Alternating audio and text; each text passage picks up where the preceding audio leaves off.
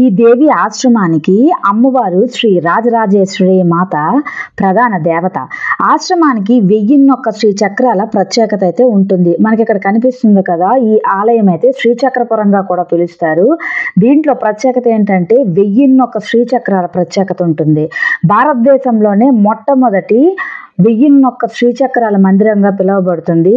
భారతదేశంలోని ఆంధ్రప్రదేశ్లోని శ్రీకాకుళం జిల్లా ఎచ్చెర్లలో అయితే ఉంది. శ్రీకాకుళం జిల్లాలో ఇదైతే ప్రసిద్ధ క్షేత్రంగా అయితే ఆధ్యాత్మిక కేంద్రంగా అయితే మారింది. ఇంకా శ్రీకాకుళంలోని అత్యంత పవిత్రమైన మోస్ట్ పవర్ఫుల్ సూర్యదేవుడు ఆలయం అయితే ఉంది. ఈ ఆశ్రమం యొక్క ప్రత్యేకతగా మనం చెప్పుకుంటే పెద్ద శ్రీచక్ర విగ్రహం, అంటే ఒకే రాయిపై చేసిన మహామేరువు ఇక్కడ మనకు కనిపిస్తుంది. శ్రీచక్ర సూత్రాన్ని అర్థం చేసుకోవడం ద్వారానే విశ్వ రహస్యాలు మనకు అర్థమవుతాయని ఆ పెద్ద మహామేరు శ్రీచక్రం అయితే మనకు కనిపిస్తుంది. శ్రీచక్రం యొక్క కొనను బిందు అని పిలుస్తారు. అసలు ఈ శ్రీచక్రం ప్రత్యేకత ఏంటంటే శివ మరియు శక్తి యొక్క శరీర సూత్రంగా మనకు చెప్పబడుతుంది. ఇంకా ఈ ఆలయంలో ప్రత్యేకతలు చెప్పుకుంటే సుబ్రహ్మణ్య స్వామి మరియు సరస్వతీదేవి, గణపతి మనకి ఇక్కడ ప్రత్యేకంగా చెప్పబడుతుంది.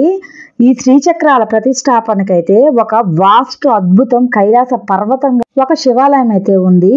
ఈ శివాలయం ప్రత్యేకత ఏంటంటే ఇందులో 1116 శివలింగాలు ఉన్నాయి. ప్రతి ఒక్కటి పవిత్రమైన ఆధ్యాత్మిక సారాంశాన్ని అయితే చెప్పబడతాయి.